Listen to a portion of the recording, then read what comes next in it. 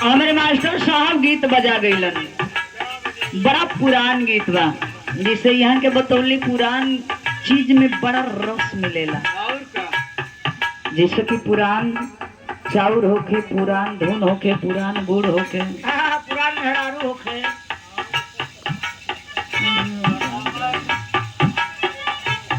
यो खैर गलत ना बोलत हूँ।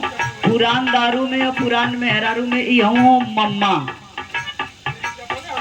लेकिन पूरा एकदम चपले न हो। हमारे मम्मा ना हो, पूरा बिरहा जगत का मम्मा हो इंडियन सार रहा हो, कई इंटरनेशनल सार रहा हो। कहाँ गिला हो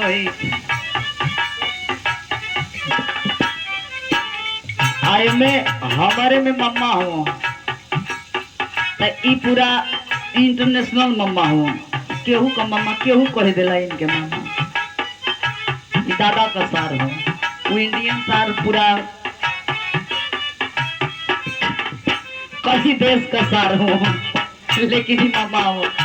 मास्टर साहब गीत का संकेत कैलन, बोवली मखीरा रे ओही नदी तीरवा जीरवा, ना नदी रे जीरवा, ना नदी रे खीरवा या गोर दिन रात जीरवा, ना नदी रे खीरवा या गोर दिन रात जीरवा, ना नदी रे खीरवा या गोर दिन।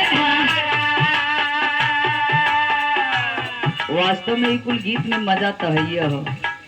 वैसे आजकल ज्यादा बोर हो गई लोग कुछ कहे के ना, लेकिन कवि जी संकेत करते हैं, बड़ी सुंदर लाइन लिखते हैं भोरहरिया के समय में।